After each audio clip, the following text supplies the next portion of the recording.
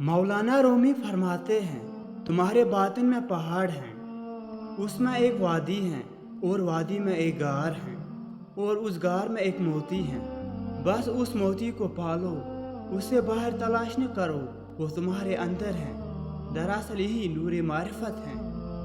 शेख सादी और उनका बेटा तहज्जुद पढ़ रहे थे।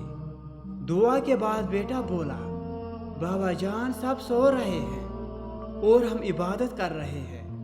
शेख सादी ने अपने बेटे को जवाब में कितनी खूबसूरत बात कही।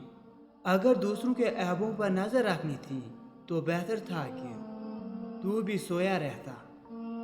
खूबसूरत मर्द वही होता है जो औरत की इज्जत करना जानता हो, उससे मोहब्बत करना जानता हो और उसकी अहमियत से वाकिफ हो और रिश्तों की अहमियत जानता हो। चेहरे और कद काठ से मर्द खूबसूरत नहीं बनता।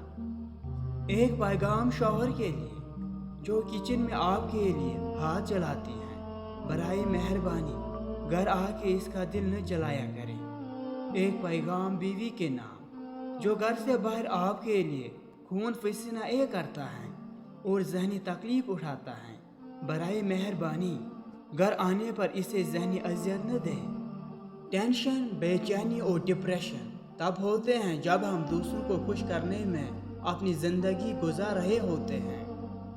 वो रिश्ते कभी नहीं टूटते जिसमें दोनों तरफ निभाने की चाहत हो। दुआ ये करो कि ए अल्लाह, जो तूने देना है वो बगैर मांगे दे और जो कुछ तूने नहीं देना उसके मांगने की तौफीक न दे। अगर तुम इस इंतज़ार में रहोगे कि तुम्हें तुम्हारा मनपसंद शख्स मिल जाए तो वक्त निकल जाएगा हाथ से। जो तुम्हारे साथ मुखलिस है उसके साथ ज़िंदगी को आगे बढ़ाओ, फिर देखना काम भी बन जाएगा और मुकाम भी।